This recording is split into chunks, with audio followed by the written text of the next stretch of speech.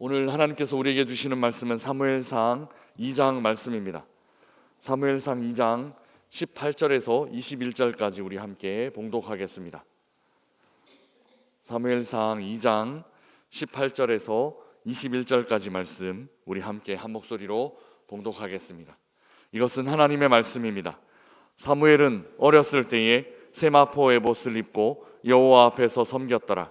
그의 어머니가 매년 드리는 제사를 드리러 그의 남편과 함께 올라갈 때마다 작은 겉옷을 지어다가 그에게 주었더니 엘리가 엘가나와 그의 아내에게 축복하여 이르되 여호와께서 이 여인으로 말미암아 내게 다른 후사를 주사 이가 여호와께 간구하여 얻어 바친 아들을 대신하게 하시기를 원하노라 하였더니 그들이 자기 집으로 돌아가매 여호와께서 한나를 돌보시사 그로 하여금 임신하여 세 아들과 두 딸을 낳게 하셨고 아이 사무엘은 여호와 앞에서 자라니라. 아멘.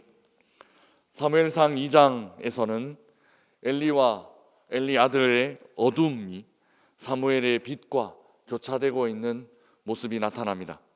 어제 이 시간 엘리의 아들들이 여호와를 알지 못했다, 이런 비극의 시간을 보냈다라고 말씀드렸습니다. 그들은 하나님을 만나지도 못했고 하나님과 관계를 맺지도 못했습니다. 하나님과 백성 사이에 끊어진 관계가 있더라도 그 끊어진 관계를 이어주어야 할 사명을 가진 제사장이 하나님과 관계가 없었다라는 사실은 그 시대가 얼마나 어두운 시대였는지를 단적으로 적나라하게 보여주고 있습니다. 오늘날의 시대는 어떠한지 우리가 오늘날의 시대도 이 시대의 말씀의 거울에 비추어서 살펴보아야 하겠습니다. 이 어둠의 시대에 하나님의 빛을 품은 아이가 자라고 있었습니다. 그의 이름은 사무엘이었습니다. 사무엘의 집안은 원래 제사장이 될 수 있는 가문이 아니었습니다. 그러나 하나님은 어머니의 서원을 통해 사무엘을 제사장 집안에 입양되게 하셨습니다. 그리고 어둠의 시대를 몰아내고 새로운 시대를 맞이할 새로운 리더로 사무엘을 세우셨습니다. 오늘 본문 18절 말씀 우리 함께 읽어보겠습니다. 18절입니다. 사무엘은 어렸을 때에 세마포 에봇을 입고 여호와 앞에서 섬겼더라. 아멘. 사무엘은 부모님과 떨어져 지내야 했지만 그의 어린 시절은 크게 불행하지는 않은 듯 보입니다. 정체성을 잃고 한동안 방황했다거나 심한 사춘기를 겪었다라는 내용이 성경에는 기록되어 있지 않습니다. 나름 힘들고 어려운 일이 왜 없었겠습니까? 많은 그래도 하나님 앞에서 어린 시절을 보냈기 때문에 믿음으로 견디고 또 이겨내지 않았을까, 그렇게 추측해 볼 수 있습니다. 어린 사무엘이 입은 세마포 에봇은 어린 시절부터 사무엘이 제사장의 후보였다라는 것을 알려주고 있습니다. 더 나아가 사무엘이 여호와 앞에서 섬겼다라는 말씀은 사무엘이 매우 참된 제사장의 자질을 갖추면서 자라고 있었다라는 것을 성경은 우리에게 말하고 있습니다. 제사장은 하나님 앞에 설 줄 알아야 합니다. 그 자리는 엄청나게 두렵고 떨리는 자리입니다. 저도 매일 이 단으로 올라오면서 얼마나 두렵고 떨리는 마음으로 올라오게 되는지 모릅니다. 그러나 하나님 앞에 늘 기도하는 것은 이것입니다. 이 자리가 익숙하게 돼서 이 두려운 마음, 이 떨리는 마음 사라지게 되면 말씀 전하는 일 그만두겠습니다 라는 생각과 각오로 항상 이 자리에 올라옵니다. 하나님께서 주시는 그 거룩한 부담감들, 그 떨림들 갖고 이 자리에 서지 않으면 제가 제 마음대로 교만하게 사역하게 되지 않을까, 항상 두렵고 떨리는 마음 주십시오, 그렇게 기도하는 모습으로 항상 하나님 앞에 서 있습니다. 사무엘은 어려서부터 하나님 앞에서 담대하게 하나님을 섬기는 훈련을 해왔습니다. 그래서 제사장으로 세워질 준비를 잘 감당하고 있었습니다.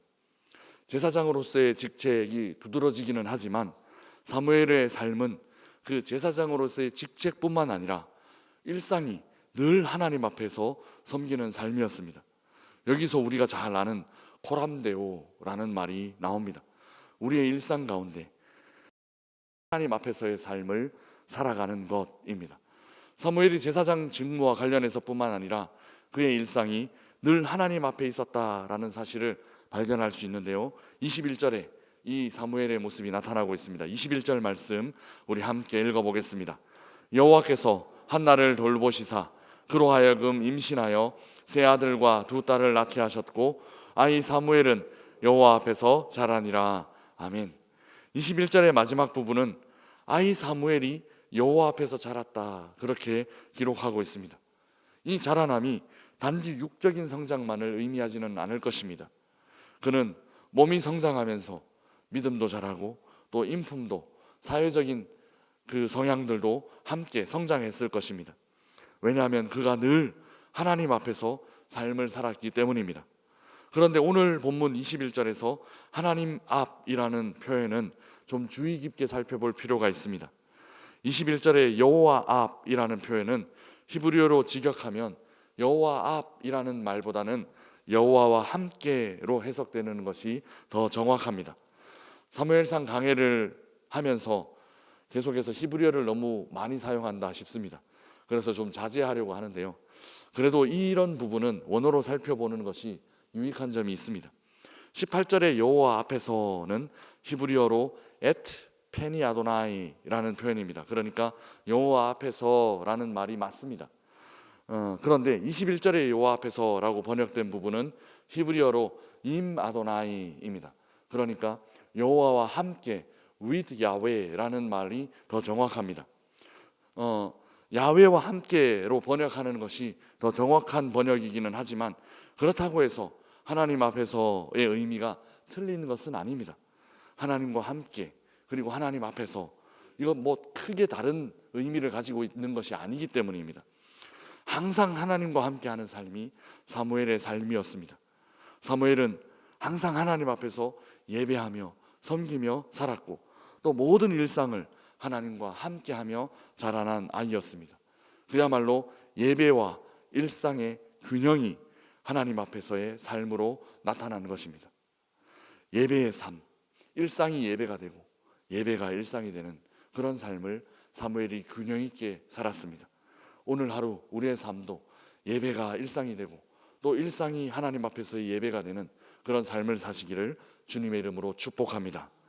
오늘 본문에는 한나가 사무엘의 동생들을 낳은 이야기가 또한 함께 기록되어 있습니다.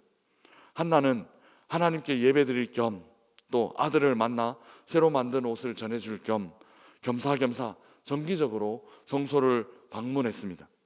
어느 날 엘리가 한나의 부부를 축복합니다. 20절 말씀 우리 함께 읽어보겠습니다. 20절입니다. 엘리가 엘가나와 그의 아내에게 축복하여 이르되 여호와께서 이 여인으로 말미암아 내게 다른 후사를 주사 이가 여호와께 간구하여 얻어 바친 아들을 대신하게 하시기를 원하노라 하였더니 그들이 자기 집으로 돌아가매. 아멘. 이날은 왠지 엘리가 엘가나와 그의 아내 한나를 축복했습니다. 그의 축복의 내용이 구체적인데 사무엘을 대신할 다른 후사를 주시도록 축복하는 것입니다. 이 축복에 하나님께서 즉각적으로 반응하십니다. 21절 말씀 우리 다시 한번 함께 읽어보겠습니다. 여호와께서 한나를 돌보시사 그로 하여금 임신하여 세 아들과 두 딸을 낳게 하셨고 아이 사무엘은 여호와 앞에서 자라니라. 아멘. 하나님께서 한나를 돌보셨습니다. 한나가 세 아들과 두 딸을 더 출산했습니다. 한 명의 자녀도 없던 여인이 6명의 자녀를 두게 된 것입니다. 성경에 나타난 엘리는 그렇게 신실한 제사장의 모습은 아니었습니다. 그런데도 하나님은 엘리의 축복, 제사장 엘리의 그 축복을 권위 있게 사용하셔서 즉각적으로 응답되는 반응을 하셨습니다. 하나님께 얻었고 또 바쳐진 아들 사무엘을 대신할 자녀를 즉각적으로 허락하신 것입니다. 간혹 이 기도 응답이 이렇게 빠르고 또 즉각적이면 얼마나 좋을까 하는 생각을 해봅니다. 그리고 제가 성도님들 기도 부탁을 받을 때 이렇게 즉각적으로 우리 성도님들 하나님께서 응답해 주시면 얼마나 좋을까, 내게 그런 기도의 능력이 있으면 얼마나 좋을까 하는 그런 생각을 해봅니다. 그러나 기도 응답보다 더 중요한 것이 있다, 이미 말씀드렸습니다. 그것은 기도하는 삶입니다. 기도하는 우리의 일상입니다. 기도 응답은 그 두 번째 문제입니다. 하나님께서 하나님의 때가 되면 우리의 기도에 항상 신실하게 응답하십니다. 왜냐하면 하나님은 우리에게 막 주기 싫어서 안 주려고 하시는 분이 아니라 어떻게 하면 더 많이 줄 수 있을까? 어떻게 하면 줄 수 있을까? 고민하시는 하나님이시기 때문입니다. 그래서 우리가 받을 준비만 되어 있으면 하나님은 즉각적으로 응답하시고 즉각적으로 우리에게 부어주십니다. 다만 하나님께서 기도 응답을 미루시는 이유는 우리가 그 응답 받았을 때 우리에게 유익이 없기 때문입니다. 우리가 교만하게 되거나 우리가 그 응답을 잘못 사용할 수 있기 때문에, 그래서 하나님 때를 늦추시고 기도의 응답의 때를 늦추셔서 기도 응답을 받을 만한 때가 될 때까지 기다리시는 하나님이라는 사실을 우리는 믿고 기다릴 수 있어야 합니다. 우리의 일상은 좀 이런 모습이어야만 합니다. 오늘 한나가 복을 받은 이유 정확하게 알 수 없지만 분명한 것은 한나가 자녀들을 더 많이 주십시오라고 기도하지 않았다라는 것입니다.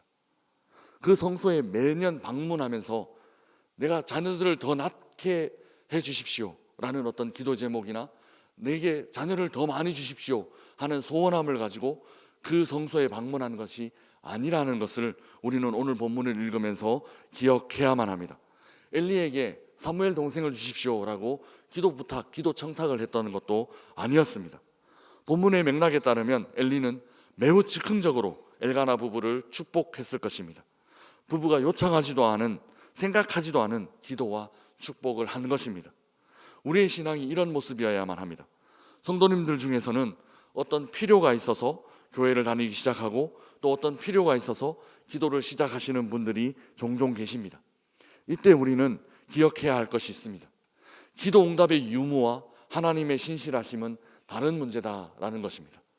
내 기도의 응답과 상관없이 하나님은 언제나 신실하시다라는 믿음을 우리는 항상 갖추고 있어야 합니다. 오늘 본문에 나타난 엘가나 가정의 복은 그 복을 받기 위해서 엘가나 가족들이 어떤 인간적인 노력을 했거나 어떤 기도 부탁을 했거나 한 것이 아닙니다.